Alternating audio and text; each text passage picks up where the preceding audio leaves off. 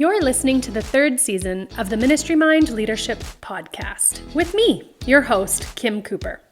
Each episode, we will speak with leaders from across Canada with the purpose of bringing connection, engagement, and encouragement. We hope these episodes will challenge and equip you along your ministry journey. Hi there.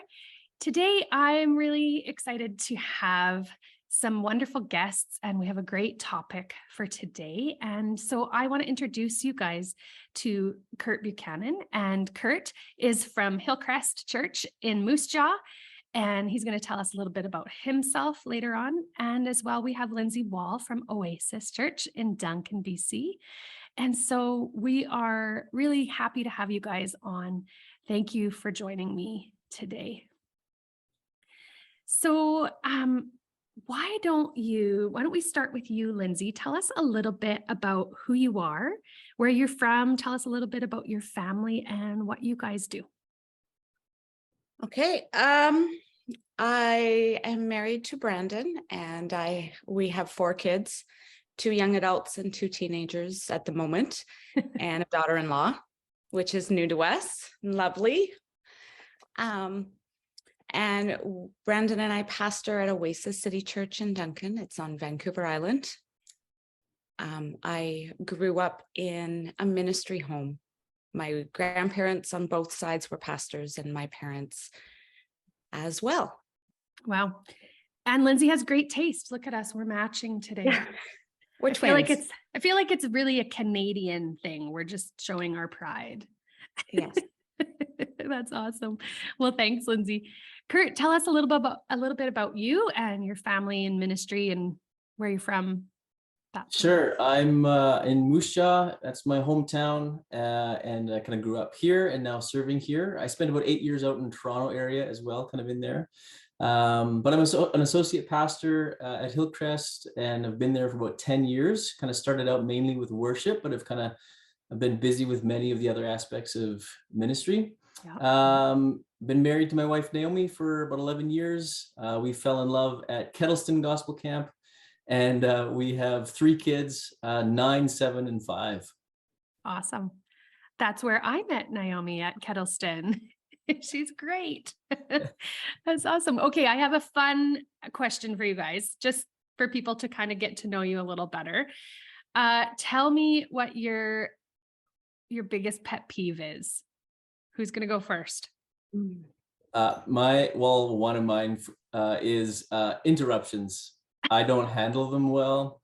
And so I think I'm pretty time sensitive. So everyone who is, lives on a different, clock can kind of drive me nuts. So people who are late or too early, or people who, don't know when to leave a party, or, all of those kind of things. It just, I have to always calm down when it comes to time related things. So you wouldn't do so well in Africa or Mexico. It's good you're maybe in Saskatchewan.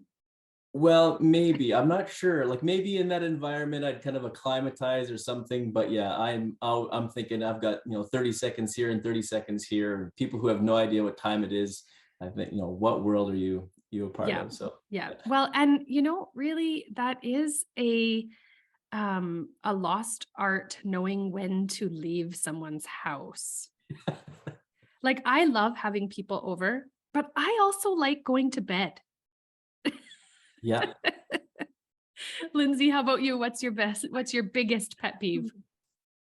Probably when people make things unnecessarily weird or unnecessarily complicated. I spend a lot of time trying to make complicated things simple to understand. And so it drives me crazy when it goes the other way. Yeah. And sure. I also have a good tip for when people overstay their welcome. Okay. My father-in-law has always done this. He just gets up and turns out all the lights and walks away. Greg does that too. My husband, one time we had people over for New Year's, and he just got up and started putting things away and put on his pajamas and went to bed. And I then continued to host everyone while he had a lovely sleep. Yeah. Oh, that didn't work then. It didn't work. It didn't work, but maybe I should have followed suit and then they would have got the idea. My grandfather used to say, "Here's your hat. What's your hurry?" As if to shoo them out the door, but also pretend to be polite at the same time. So Make it think it's their idea. Yeah. That's a good one. Oh, well, we didn't come on this call today to talk about pet peeves, although it would be kind of funny to continue on that. But the topic that I wanted to talk with you guys about today is something that's really a topic that I've been going through in my personal life. And when I decided to do a podcast on it, I could have asked so many people because it seems to be a really prevalent thing right now. And it's just a part of life, really.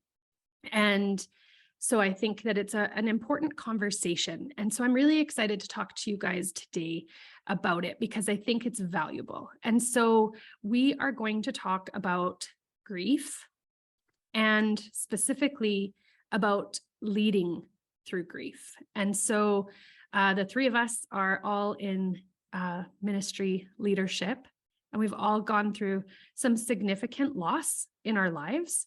And I think it's really important that we have these conversations and can share our story. That's really important. So I would love to hear your guys' story. Why don't we start with you, Kurt? Well, my parents both passed away a number of years ago, and I was on staff at the church here in Moose Jaw. And I had actually just moved home from out in Toronto and was kind of looking forward to reconnecting with family. Naomi and I had just been married for about a year, and we're thinking about having children, and I wanted to be close to both my family and hers, and they're all kind of here in Saskatchewan, so we were eager to do that. My dad's journey, though, with cancer probably started, nearly 10 years before, kind of when I was on my way out to Ontario. Got a call from him and mom saying, "Hey, something's up. We're not sure what it might be just yet, but it could be cancer." And I kind of hardly knew even what that meant, because at that time, had never really been around, that kind of thing, walking closely with somebody who was going through that. So I kind of didn't even know how to respond. And again, I was kind of eager starting my life, 20 something, out in the big city and kind of, enjoying kind of launching out of college and trying my hand at, leading a youth group and a variety of other things while I was out in Ontario. So, but yeah, my parents, my dad kind of walked through surgeries and chemo and treatment for a little while, and then actually had about 5 years of pretty good health after that, but kind of like the most stats say, kind of within about 5 years, you'll start to see some reoccurrence. So that's kind of what happened for him. So he kind of had this period of being sick and kind of going through that, but then kind of being revitalized and, kind of having enthusiasm for life, kind of in a renewed way. But then after about 5 years, it had kind of come back again. And kind of during that time, also, my mom started to have a number of kind of health concerns as well. It was another form of cancer. And she went through a number of surgeries. She wasn't kind of as responsive to the chemo treatments as my dad was. He kind of responded better to that kind of thing. But then, so both of them were, for a time, both sick with cancer and, heading for chemo treatments together. They thought kind of joked that was one of the perks of both having cancer, is that they could commute together to the treatment center. Oh my. So yeah, they were both sick for a while. When we moved back to Moose Jaw, Naomi and I, we lived with my parents for about a year while we were kind of house shopping and renovating our house. And then yeah, they were kind of ill through that whole time. So we got to kind of be close with them during that point. And then we kind of moved into our place, and then their health kind of continued to suffer.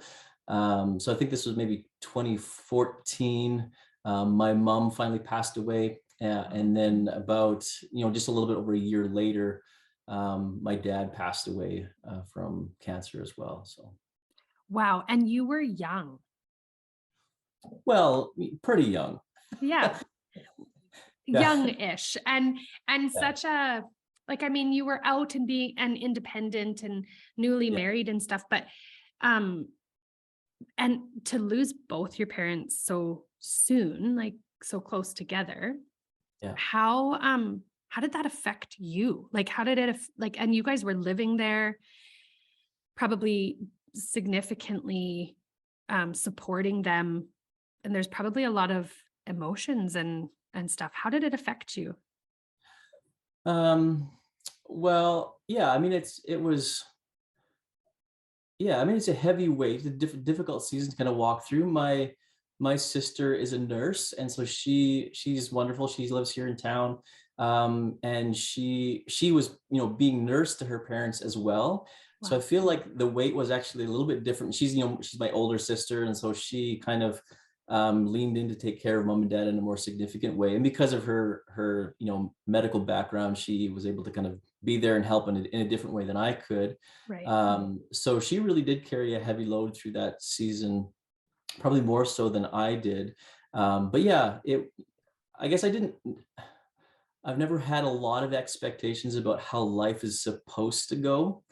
So I kind of just settled into, I guess this is just part of this journey. So that's kind of been a trend throughout a lot of my life, is just to kind of settle into God has a sovereign plan and I'm just trying to figure it out, and Right. so and it's funny, my dad, when he was thinking about, just dealing with his own mortality, like he was thinking, here I am, a young guy, like I'm just into my early 60s and I've got a lot of life left. I got a lot of ideas and things I want to accomplish and do. And, from his perspective, he was thinking like, life is so short. And again, I was in my early 30s and I was thinking like, wow, like he's had such an incredible like life in ministry and he's got to see his grandkids and he's accomplished all of these things. And so our perspectives on, whether it was early or late in life is different. But I guess what I found in processing a lot of that is, again, because we just started having kids. So my son Archer, who's just turning 10 now, he was just kind of born and just like zipping around as a toddler. My mom passed away before our daughter Langley was born, and then my dad kind of lived as long as her first birthday. So we had Wow. little kids, like 2 kids in cribs, Yeah. at home while all of this was happening. And I found, because it was kind of a long journey, right? Like there was the introduction of, hey, they're sick, there's health concerns. And then they lived, for a decade kind of beyond kind of the early diagnosis. This was something that we kind of saw coming for a long time, which is different than a kind of a sudden tragedy or something like that. So I found myself not necessarily processing kind of their mortality, but processing my own, because I kind of went like, oh, like I've just passed on, like, my grandparents nearly all made it to 100, and suddenly my parents both barely Wow. made it into their 60s. And so my life expectancy, on one hand, maybe I'll make it to 100 like my grandparents, or if I hit health concerns like my parents, could be gone by my early 60s. And I suddenly was thinking way more about my kids and me being gone potentially earlier, and thinking more about the time that I would have with them, more so than I think the time that I was losing with my parents. Yeah. Maybe that was in part because I felt like I had a really good relationship with both my parents. Like I felt like I was close. We had positive relationship, open dialogue and all those kind of things. So Yeah. I don't know, in some ways, when everyone was kind of talking to me about how sad I must be for missing them or wanting them to be around, as much as those things were true, I also felt like I still had them because I knew the kinds of things that would make them laugh or make them upset. So when I was watching a movie or something, I still felt like I knew what they would like or wouldn't like, because we're close. So I Yeah. felt like, because I had them for as many years as I did, that even after they passed, I felt like I still had them, because I knew those kind of things, knowing them Yeah. well. It felt like in some ways they kind of they're still kind of present with me in that sense. And again, it's the hope in our faith that death is temporary in some ways, that we Yes. get to experience those relationships in the future. But yeah, for me, I found myself processing, thinking like, oh, like I only have so much time. And I felt like I was actually mourning that reality Right. almost as much as I was kind of mourning the loss. Because I think on the way, in the journey, from the moment that they kind of said, hey, we're sick, I think that's when the mourning kind of starts, when you have when it's that kind Right. of longer journey in towards death, as Right. opposed to a tragedy or something that's sudden, you kind of, out of nowhere, suddenly somebody's gone. We kind of got to do a lot of pre-mourning almost, where you're processing all of those losses. So we'd be having Christmas with them, and it was hard because we knew this was maybe one of only a handful of Christmases that we would get with them. Right. But by time they were kind of nearing the end, they were so uncomfortable that we were praying for relief one way or the other, hoping that like either they'd be totally and completely healed, or that they'd kind of find embrace in Jesus in the afterlife, so that's my journey. It is interesting how grief can hit us different. And, oftentimes there's people will make assumptions about how maybe it should be hitting us. And I know I found for myself, my mom has been struggling. She's got Alzheimer's. And so we've been grieving her for years, grieving pieces of her. And then my dad had a 3-year journey with cancer and passed away a couple summers ago. And we always thought that he would be the one that would last forever. And he was gone probably years and years before she will. But it's always interesting because you make assumptions for yourself and others make assumptions of how grief looks or how you will respond in grief. And I found that I shocked myself in some ways, and that there was things that surprised me. And there was things that I had to walk through that I didn't expect at all. And so it's a really, and everybody experiences it so differently. So Lindsay, your story is significantly different. Why don't you share a little bit of your grief story with us? Okay. Well, last May, June, Brandon and I were at 3 conferences in 4 weeks. And some of my story, Kurt, you were talking about how it affects you and those sorts of things. Some of my stories about margin and how it helps what happens when it's not there. So we were really tired. We left, we were sitting in the airport in Calgary. We had left a concert a little bit early. I sit down in the chair and we're waiting to board, and I turn to Brandon and say, we're not ready. We're not ready for summer. We just used up all our margin and I don't know what we're going to do.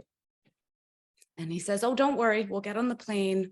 We'll brain dump on the flight and we will hit the ground running tomorrow. We'll start at 6. We'll get ready. I said, okay. And I took about 2 deep breaths and the phone rang. And I'm a crier. That is okay. And it was my mom. And she doesn't phone very often. Dad and I talked a lot. She just doesn't. And I didn't even have a moment of hesitation. I was like, oh, good, it's my mom. And she had come home from work and found him. And he'd been rushed to the hospital. And they knew right away there wasn't a lot of hope. But we didn't really know anything at that point. So we got our flight changed, and my dad's best friend came and picked us up at the airport in Abbotsford instead of Victoria. And we got to spend 12 hours saying goodbye in the hospital. He wasn't conscious.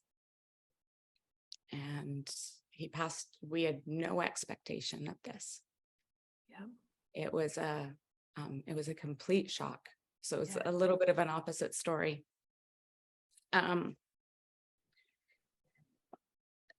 So one of the really beautiful pieces, though, is like in looking back, in saying goodbye. Like we had 12 hours to say goodbye. We'd alternate between praying that God would heal him. Yeah. And saying goodbye and telling him how much we loved him and all of the, all of the things you do. Yeah. But there wasn't anything left to be said. Right. Like there weren't unfinished painful hurts. There weren't the things that you're like, oh shoot, we need to talk about this, or he had lived a life that was so, it felt completely incomplete. He had so much more to do. Yeah. But there was nothing that you felt was missing from it. There weren't the same regrets, and that's a beautiful piece. Like, I guess we talked a lot about legacy with him because he just was such a wonderful person with so many pieces. And that carries on with ministry. It carries on with our kids and with all of those pieces. But it was a reminder to live life properly, Right. to live it well, to make things right with people. Yeah. And then we learned some pieces about what happens when you don't have personal margin in life. I think that's been, we're 6 months in, Yeah. but it was probably beyond the first original piece. It was probably the end of August before I even had a couple of hours to just sit in quiet and think about things. Right. And so, and even there, like, I feel like I'm still a little bit in the middle of it. For sure. And some of it is just going to be, you walk through Costco and you see an old couple walking along, holding hands, getting groceries. Yeah. And the tears will come and you're like, they're never going to do that. Right. Or my son got married. Yeah. That was hard. Yeah. Because dad was supposed to do part of that wedding. Right. And so we just took that piece out of the ceremony. And the day was beautiful. Yeah. But there's that piece that now is bittersweet where it should have just been happy. Yeah. Yeah. But yeah, sorry, I'm still pretty raw. Absolutely. And of course you will be. And that's another thing about grief is, I don't know about you guys, but I feel like it comes in waves. And I've heard people say that because no matter where you are in the journey through grief, there are things that will tweak your memory or will remind you of them, or so for myself, one thing that was hard for me is that I'm significantly younger than my siblings. And so all of my siblings' kids got the best of my parents. Like they got so many years of like fun sleepovers and building in the garage with my dad and sewing in the sewing room with my mom. And sometimes I'm jealous that my nieces and nephews got that time with them. And my girls, Ty remembers lots of my parents, but my girls, they won't, and that won't be a part of it, of their story, and how they remember my parents will be significantly different. And I'm sure you can kind of feel that a little bit, Kurt, with your story. We also lost my sister-in-law within that same year that we lost my dad, and that was sudden and really shocking.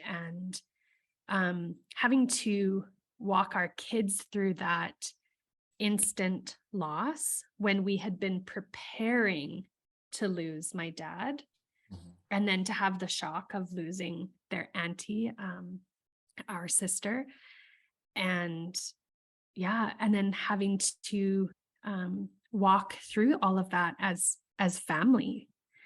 And so what do you feel that God has taught you through walking a journey of grief that you wouldn't have learned without that piece of your story?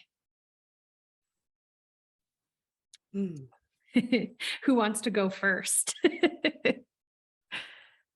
Maybe I'll jump in. Yeah. I wrote down just before we started this that grief has the ability to either connect us or isolate us. Yeah. And for me, just choosing to be real, to cry in public, to maybe bring things up, Yeah. has helped. My extended family does grief really well, like right in the beginning. Yeah. I've had lots of aunties and uncles pass, and no one like this, but you kind of get used to doing things. Yeah. And I find the stories beautiful. Yeah. Even like food is love. Yeah. People bring food, and like, I don't think there's lots of pieces I'm not going to remember about that week. Right. Dad passed, but the one morning everyone was milling around, and we had aunts and uncles and cousins and close friends, and we're gathering food and talking and chatting, and suddenly something was missing. I think it was Cremo. And normally my mom would yell, and my dad would go and run to the store to pick up that one thing, and then it would become 3, and it's kind of a family joke. But suddenly the Cremo was missing, and everybody just stopped. Right. And there's 20 people in the room, and everyone's just looking at each other. And then one of my uncles says, "Well, I guess I'm Stan today." And he hops in the car and goes and buys the Cremo. Oh. And I think just being able to laugh and cry at the same time, Yeah. has been important for me. Yeah. I don't know. There's a lot. I think there's a lot. Yeah. Knowing when to shut up. Right. Right? Because how many people are like, "Oh, your dad died. I'm really sorry. My cat died too."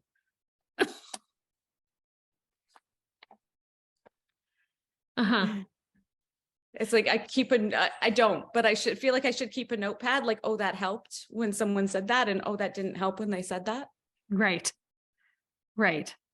Oh my word. I don't know. Is that too real? No, that's good. That's good. How Yeah, about you, Kurt? well, I don't know, even just on that note, my dad, as he was kind of, again, dealing with sickness, and everyone in the church and, many family friends and all that kind of stuff knew he was going through all of this, and they would try to say nice things to him. But every once in a while, he said to me once, "I find myself talking a lot more than I normally would to keep other people from saying stupid things."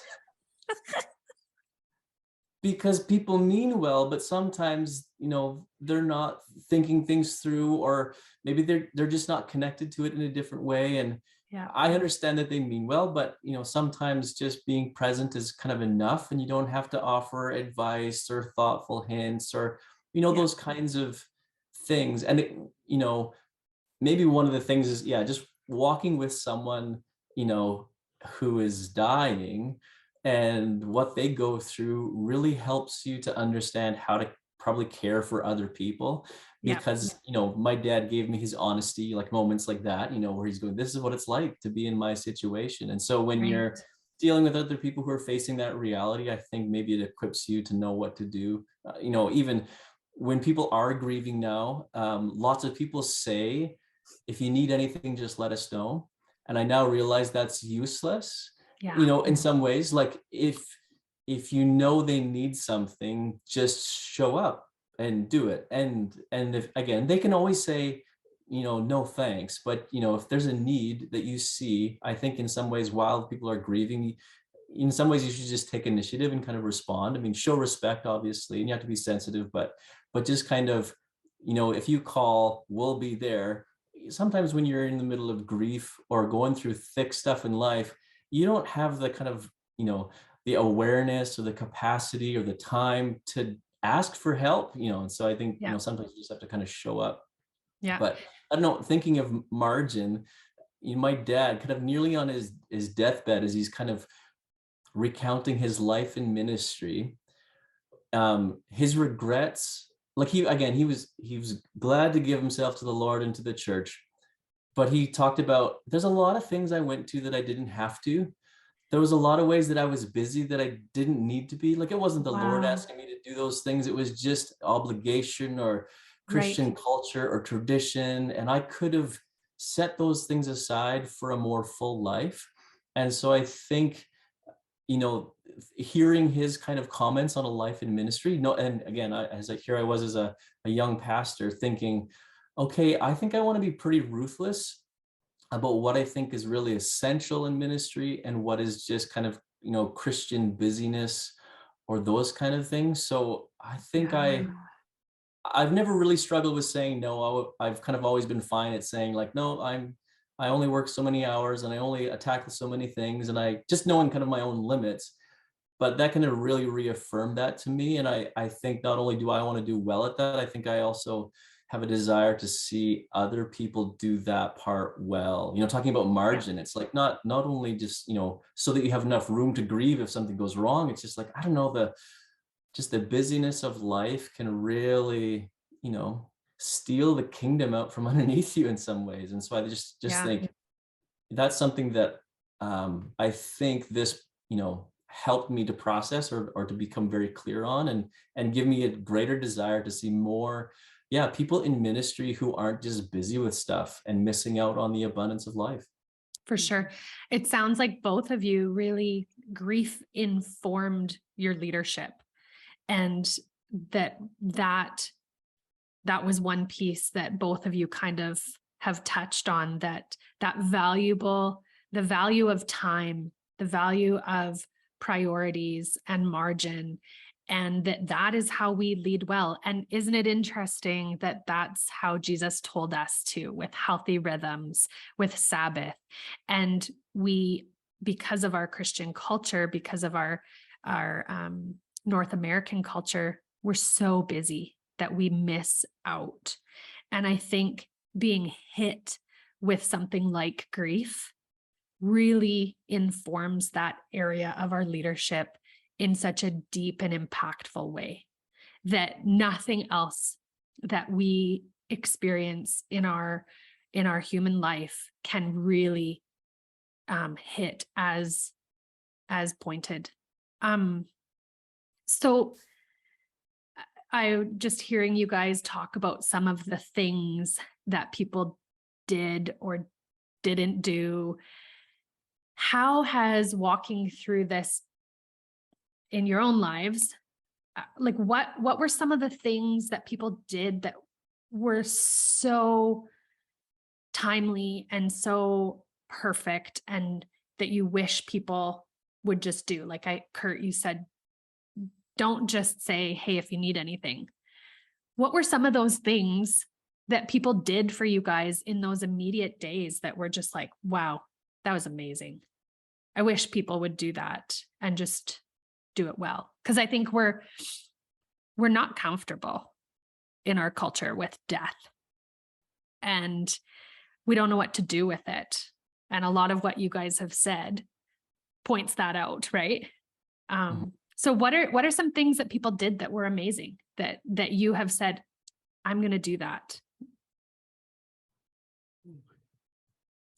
Yeah, well, I'll start. I think food, you already mentioned this one, Lindsay, but just like food is really, again, in those early days, appetite might be here or there or that kind of thing too. But, just showing up with food, I think, like, again, our church community here was incredibly gracious. In fact, I think in the whole thing, like, the most overwhelming part for me was this community of people that had, never ceasing, unstoppable love for us as a family. So that was, the most overwhelming part. But yeah, just showing up with food kind of no matter what, for a while, and taking turns on how that was going to be. And yeah, just kind of meeting those very practical needs. as a staff person at the church also, I was an associate pastor as opposed to a lead pastor. And I think that there's a difference, right? Like I could take off and the place will kind of keep going for the most part. And being in the senior leadership role, I think is different in terms of processing this. But the church was very gracious, even because, they could kind of see the progression happening in my parents. So when it was kind of near those very heavy seasons where extra care was required, they didn't have expectations on me to kind of be, producing and, all kinds of results or kind of, demonstrating my commitment or enthusiasm or something to the organization. But instead there was lots of grace and lots of latitude, and my dad passed away really near Christmas. And so to be a worship pastor all through December and to be mostly kind of absent from lots of those extra kind of Christmassy things, they were totally fine with that, and they kind of set a precedent. The staff and other elders and key leaders in our church were, advising me to be, getting rid of extra projects and not doing any of those extra things and not saying, well, I think I can, maybe I can, just to be free to kind of not be bothered with some of those things, just knowing that it is kind of a season and that I'll, if I stick around, I'll carry my weight in other seasons. But so they were very gracious, kind of I think just that extending grace that way. Nice. It was really helpful. Yeah. Lindsay, how about you? Oh, I love my church. I don't even know what the team did. Right. The first week or two. Like it was just everybody just stepped into gear and they had to try to figure out what we were going to do and do it for us. It was beautiful. Nice. I really do think food shows love. Yeah. For us, it was sudden and we had a lot of mouths to feed. Yeah. So to be able to come home and there's like 3 casseroles on the counter. Yeah. And one can go in the freezer for next week when I decide to cry instead of cook or whatever is going to happen is just beautiful. Yeah. One of the pieces that I guess I'd never noticed first is how impacting a text or a phone call can be. Mm-hmm. And secondly is how impacting a text or a phone call 3 months later could be. Yeah. I've had friends who lost people, and if I missed like that first week, I'd feel stupid. Right. But I had one friend in particular that texted me, I think in September, and it was as impacting as the first day. Right. It wasn't too late. Mm-hmm. Right. If that makes sense. Absolutely. And for me, that's something I kind of put aside so that I know for next time. Right. Right. Well, and I think that that's a huge piece. Like people are eager to get to your doorstep or to message you or whatever right away. And then the funeral's done and life is supposed to go back to normal. But there's not a normal. Like you've got to learn how to, for me, cope with stuff without like having a phone call with my dad, like just, right. Yeah. And I know for my mother-in-law, after losing, my sister-in-law, she went back to work and nobody said anything at work. And that was more hurtful than if they had said something that maybe wasn't quite right. They just acted like nothing happened at all. And I know that that was really painful.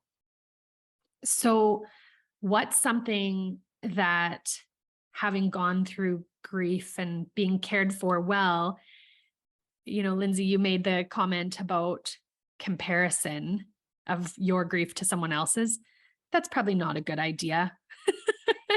What are some things that happened that you guys were like, oh, mental note, I am not going to do that. Like, just to help people, like, because if we're uncomfortable with this and we know as a culture, we're uncomfortable with it. It's just as important to talk about what to do and what not to do. Realizing everybody's a little different, right? I have 2 things. One, Kurt, you already said it. don't say, how can I help? Or let me know if I can do something. Instead, oh, here, I brought you a coffee. Yeah. Yeah.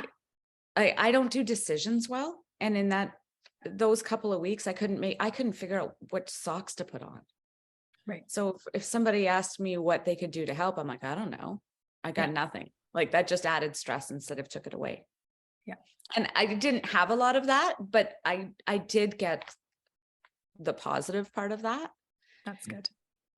The other one of my dad's friends told me, I've realized how are you doing is a useless question. So instead he would ask, is today a good day? Oh, sweet. How are you feeling right now?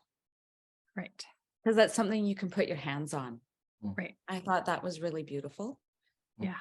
Because the big questions are just, it's like you spend so much mental energy trying to figure out where to go with it. Yeah. That it can add stress. I never really thought about those things. Yeah. Yeah, exactly. Kurt, how about you? Well, I handled this one, not so bad, but I have a friend. So my parents were prominent people in our church, and they got sick and they passed away. And many of the people that knew them, longer than I've known these other people. I was just kind of a kid in church or something like that. So some of these, seniors in our congregation or something like that, knew and loved my parents. And so when they see me and interact with me, it is always about missing my parents or them not being around, or those kind of things. Right. And so it's now, for some of these people, the only thing that we talk about is how my parents aren't here. Right. And that's significant to them because they love my parents. They see me involved in the church and they think, well, we love this guy. We're so glad that he's here. But that's kind of the only thing that they end up talking about. And so I think in some ways, that's perhaps a negative thing. And the positive thing is perhaps just to realize that, yes, there's a whole person behind this person going through grief or something, that you need to say, how are your kids? And, talk about other aspects of life that are still good and fun and that kind of stuff too, that it's a mixture, right? Like, yes, it's grief, but, it's kind of like in the scriptures where you have, mourn with those who mourn and rejoice with those who are rejoicing. And it's like, well, at any given time, everyone's mourning and everyone's rejoicing all at once. And it's like, I think that's kind of it, that you have to be able to kind of bounce back and forth, feel things deeply, weep with people, but then laugh and celebrate with people and be good at that kind of turnaround. Yeah. There was another, again, a significant member of our congregation who passed away. And again, I think he was experiencing this same thing where the only interactions he was having with church people were, boy, we sure miss your dad. So that's really too bad. In fact, I think he's left the church entirely because he's like, that's the only thing I'm getting there is all of these people who are, again, they're meaning well, but all they're doing is they're just saying, remember that grief you're going through, or those kind of things, and not actually really getting to know him as a person or some of those dynamics. And I think that's something to be really cautious of, is, again, remember, people are actually whole people, and it's not just grief. And, because I'm sure, Lindsay, you experienced this, again, having a guy who's been involved in ministry for years. I have the same thing with, my parents. It's like, oh, we knew your dad and you look so much like him. And, you're just like all of those kind of things. And that's fine. But like, don't stop there. Get to know us as people too. And don't just kind of keep grief as the only thing that you're going to talk to somebody about who's going through grief or those kind of things, because it was kind of way beyond the window of, this particular guy going through grief of losing his dad, and these people, that's all they would kind of talk to him about, which I think was pretty sad. Yeah, for sure. And I don't know about you guys, but like for, I don't know, a couple months, I felt like every conversation I had was about that loss, and it was exhausting. Yeah. It was so exhausting. And so being like balancing, there's that tension of grief and beauty and moving on. And I think sometimes like we just have to phrase our questions different too, and be cognizant of how we're phrasing things, because to say some of those things is okay, but how it's phrased, like, oh, I just, love how you did that. It reminds me of your dad. Like that might have hit differently than, it's how we phrase it. It's how we pose it, and being aware that it's absolutely exhausting talking about it all the time in the midst, but then later on we might want to, right? So I have a good friend here, and she's just always very thoughtful about how she checks in with me. And she's someone that rarely gives much information about herself, but is always asking such great questions. And I think that's beautiful. And she just is very sensitive in how she poses those questions. So tell me something that has helped you guys in leading through grief. Like, has there been anything specifically, a resource, a book, an idea, a podcast, scripture? Like, what has helped you to continue leading, and like even your families? Like, walking through grief, one of the biggest things for me was that, like, man, like I still have to parent in the midst of this, and they're grieving, but so am I. Like, I still have to, and I think, being in ministry, it's similar, right? Like, I still have to show up and I still have to lead these people, but I don't really feel like I got a whole lot right now because I'm going through this stuff. What are some things that helped you guys to continue to lead your families, your ministries in the midst of your grief? Yeah, again, because our journey kind of towards losing my parents was much longer. Again, I felt like I started, doing lots of those grieving things kind of ahead of time almost. But I also started doing some reading or processing the scripture or other kinds of things in relationship to death and sickness and that kind of thing. So I read a number of books. One that I thought was particularly helpful was a Tim Keller book on grief and loss. Not only is kind of, it's a great book, whether, you're an intellectual or whether you're in the deep of kind of just, your emotions and processing that way. He kind of addresses it from a number of different ways, but kind of throughout the whole book, kind of at the end of every section, there's just real stories of other people who have faced really hard things, whether that's, loss or of any kind. They kind of share their personal stories, and lots of them actually aren't just kind of tied up in a nice little neat package at the end, where it's like, just they're still totally in the midst of it, but they've learned to, I don't know, keep praying through it, keep worshiping through it or something. And so I found that as, I'd recommend that book to anybody.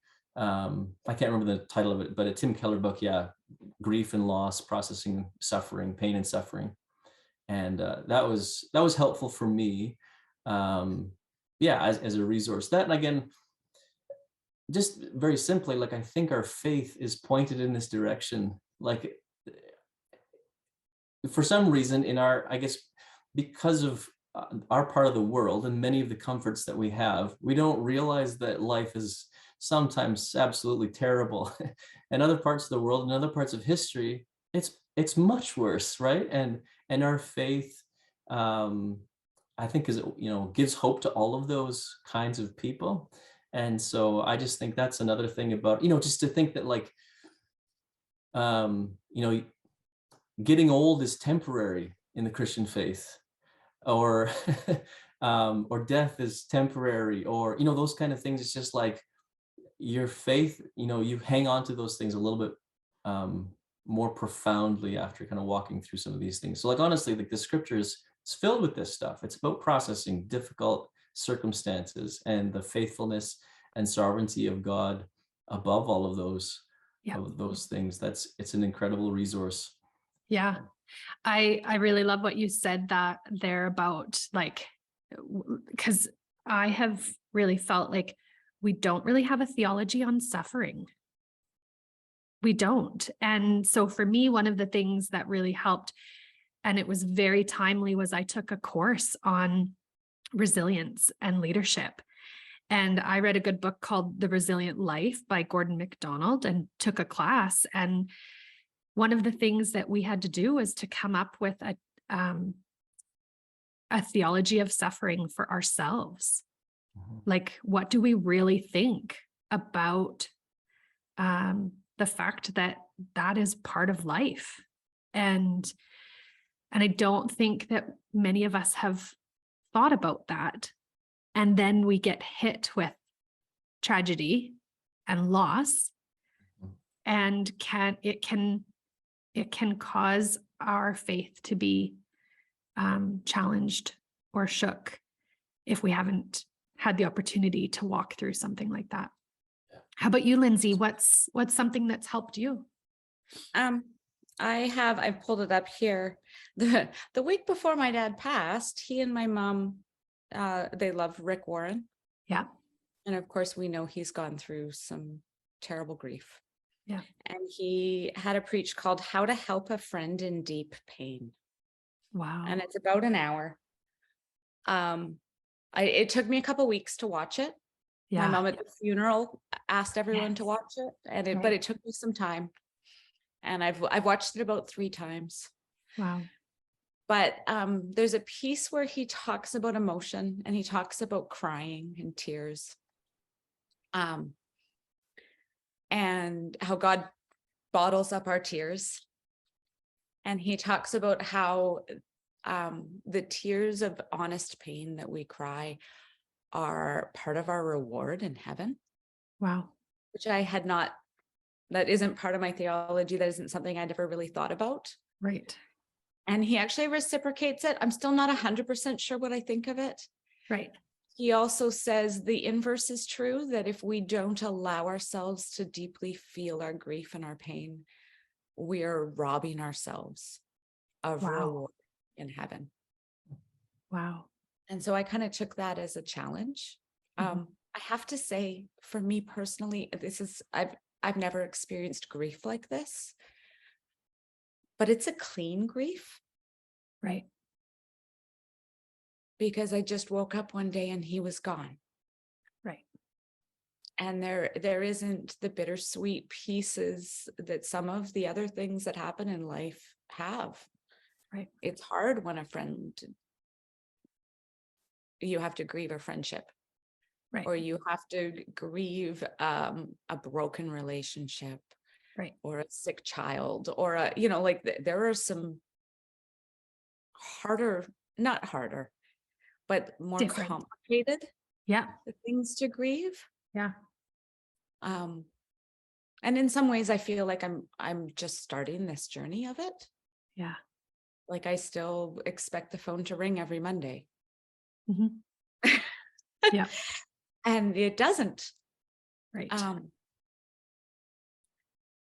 But I actually, to this point, I've been reading, I got some of Dad's books. And so I go and I sit in his library and I read his books. Nice. And they've got his name on them if he finished them, and the date that he finished them, and all of those pieces. Yeah. And so I've started about 4 books on grief, and I'm not at that stage. Yeah. They just seem dry to me. Yep. I'm sure I will at some point, and I will for sure look up the Keller one because I love Tim Keller. But just walking into my library and picking a book off the shelf and thinking about when my dad would read that book, right, while I read some of it, has been, I guess, a comfort to me. Yeah. A couple things that you said. First of all, I think it's valuable that we pay attention to the fact that grief comes in many different forms, and it's not just through death, and that paying attention to the different forms of grief that things didn't end up the way that they should have, grief of a broken marriage, of a sick child, of, a child with special needs. Like, there's so many things in our life that we grieve, and it's not just death. So that's important. Thank you for bringing that up, because I think everything that we've talked about today really can shed light on those other things that we grieve as well. And as well, the second thing that kind of came to my mind as you were talking is that the intaking of information and stuff, there's that you aren't always ready for that, or there's different seasons where you can intake. But I felt that it was really important, the outflow of my emotions and my process. And I found that journaling was something that really helped me to process some of those complicated emotions that I was having, and specifically more around the losses that we have gone through with my mom. That's been really helpful. So it's not always about finding the right book or the right podcast or the right sermon that's going to help you. Sometimes it's just sitting in those lonely places and valuing the beauty in the tension between the beauty of grief and the fact that we have a savior, we have a father that walks with us in the midst of that, and he can handle our anger, our disbelief, our frustration, and we can be raw and real with him, and that there's beauty in that as well, and that's just as valuable, the outpouring of our experience, than the intaking. That just touched on something. I also, the journaling makes a big difference for me. Yeah. Sometimes just in redirecting, I'll find myself angry at something stupid or sad at something stupid.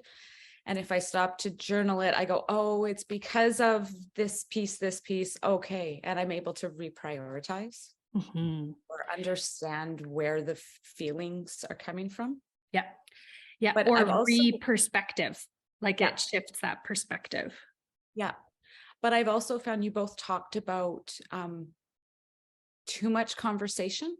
I haven't experienced that because beyond the funeral, I haven't really been back to my parents and that area.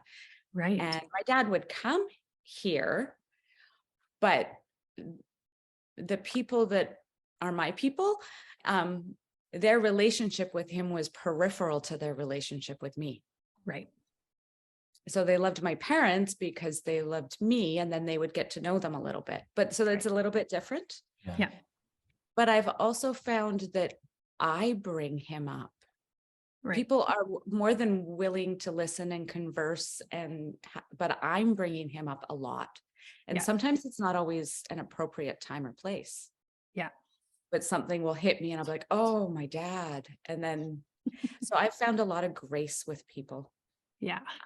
Just being willing to have me sidetrack the conversation. Yes. These last few months. That's awesome. Last question that I want to talk about with you guys. Why do you think it's valuable that we are vulnerable with our communities, with our families, with our faith community, and even with our non-believing community? Why do you think it's valuable that we show that vulnerability in our journey with grief and suffering? I'll let Kurt go first. I was thinking about, I think I've watched even almost the generation of leaders and pastors that went kind of before me. They seemed like this group of legendary people that I was never going to be able to be like them, because they, I think they just they put off that sense, even I think that was part of my dad's regrets, is he talked about, trying, he's just walking across from one place to the other in the church and feeling like inside, he was like, I don't know what I'm doing, where I'm going, or what's up, but he was walking with purpose, as if he had somewhere to be, because he thought he was supposed to be something. And I think, there's a shift that's happened, I think, even generationally in this regard. And I think in some ways there's a healthy aspects to it. Because, leaders really are not special. It's just that they have that particular gift to offer to the church. Right. And so you bring your leadership, but you bring your whole self in the same way that anybody else would bring their particular gift with their whole self. Yeah. Uh, I don't know. I just recently heard this. It was on the topic of evangelism, and this person, they were just running buddies, and this one person happened to bring up that they were a Christian, and the other person said, like, well, so long as you kind of keep that to yourself, we should be able to get along fine as running buddies. And then they kind of said, because I don't want you to make me a project. And so this Christian person responded by saying, well, am I a person to you or a project? Because if I'm a project somehow to you, then fine, I'll leave my Christianity out of this. But if I'm an actual person to you, and if we're going to have a mutual, respecting relationship here, I'm going to talk about my faith because that's part of actually who I am. So right. I think so often I've heard that talking about, Christians out there trying to, witness or share their faith or do something, or, be a Christian in the world, and they make other people into projects. But it's like other people can do the same thing to us if they try to sideline aspects of who we are. Right. And so I think whether it comes to us sharing our faith personally with people or interacting with people, or whether it's, again, how we contribute with our leadership or with our pastoral skills or whatever it is, it's like, we bring those aspects, but we have to be a person in the middle of it all. And so I just think that's what people really want, genuine relationships with a real person, and not just aspects of their contribution perhaps or something like that. So I just think that's why it's so important for, again, whether it's pastoral gifting or leadership gifting or something, they need to bring that and be faithful with that, model as a person though, just anyways. Yeah. Lindsay. Well, when Brandon and I took over the role of senior pastors, I spent a couple of months deciding. Brandon said he wasn't going to do it without me. And I am not always appropriate, and I'm awkward, and I have all these things, and I kind of just decided I could only do this life if I could do it fully me. It's too tiring to try to figure out what the right thing is all the time. Yeah. So I felt like I fought really hard to be truly who I am in front of people, and